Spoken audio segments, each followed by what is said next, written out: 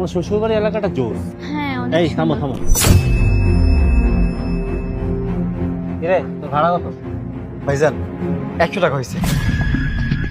এই ছোট লোকের বাচ্চা, মানে যেই দেখলি একটু ব্লেজার পরে আছি আমি, ভালো গেটআপে আছি, অমনি ছোট লোকের মতো তুই 100 টাকা চাইলি না? এই তো তোর কালচার। ভাইজান এইটা কি করতেছেন ছাড়েন, আমি তো আপনার কাছে 1 টাকাও বেশি চাই নাই। এখানে যেটা ন্যায্য ভাড়া আমি ওইটাই চাইছি, আর ন্যায্য ভাড়া চাওয়াটা কি আমার অপরাধ? আরে ছেড়ে দাও না, ওদের মতো ছোট লোকের সাথে তর্কে যেও না, অযথা আমাদের মান সম্মান যাবে। এক কাজ করো, কম বেশি করে ওর ভাড়াটা দিয়ে দাও। আজকে এটা আমার শ্বশুরবাড়ি এলাকা দেখে তোকে আমি কিচ্ছু বললাম না।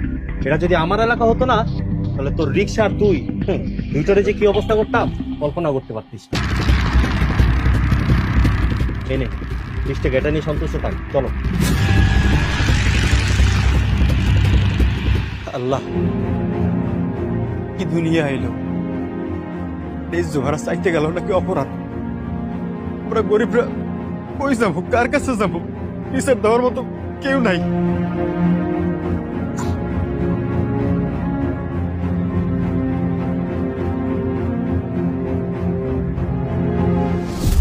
কি ব্যাপার মা, তোমার মেয়ে কোথায়? তোমার মেয়েকে তো দেখছি না। মা, এই তো ওরা চলে আসছে। কেমন আছিস মা? এই তো ভালো আছি, তোমরা? ভালো আছি মা। আপু, দুলা ভাই, তোমরা কেমন আছো? আমাদের মতো মানুষ ভালো থাকবে না তো তোর স্বামীর মতো মানুষ ভালো থাকবে নাকি? মানে? মানে হলো তুই যে বাড়িতে কাউকে কিছু না বলে বিয়ে করেছিস, তা তোর জামাই কি করে? আমার জামাইয়ের মতো লাখ লাখ টাকা ইনকাম করে নাকি বেকার? ইতি, মেয়েটা আমার কতদিন পরে বাড়িতে আসলো, আর আসার সাথে সাথে তুই এসব কি শুরু করলি? হ্যাঁ, কতদিন পর ওর মুখটা আমি দেখলাম। তুই মা, আসতে তো দেরি করলি কেন? রাস্তায় কোনো অসুবিধা হয় নাই তো?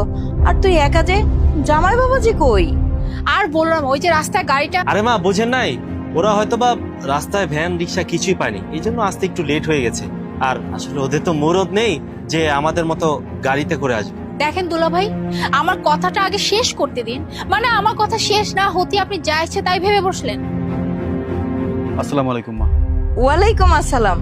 কেমন আছো বাবা? মাইশা, তুই এই ছেলেটাকে বিয়ে করেছিস? হ্যাঁ মা, ও হচ্ছে আবির। আর আবির, তুমি তো চিনেই ফেললে মাকে। আর এই হচ্ছে আমার বড় বোন, আর এই হচ্ছে আমার দুলা ভাই। Nice to meet you. এই হাত ওইখানে রাখ। তুই কি মনে করেছিস আমি তোর সাথে হাত মিলাবো? মানে 2-4টা ইংরেজি বললি আর আমি ভেবে নিব তুই কোটিপতি? তুই ভুলে যাস না তুই একটা জাতের রিক্সা চালক। কি রিক্সা চালক? মানে আমার মেয়ের জামাই রিক্সা চালক? আরে মা, হ্যাঁ আমি ঠিকই বলেছি। আসলে হয়েছিল কি, আজ থেকে 4 বছর আগে আমরা ও রিক্সা করেই আপনার বাড়িতে আসছিলাম।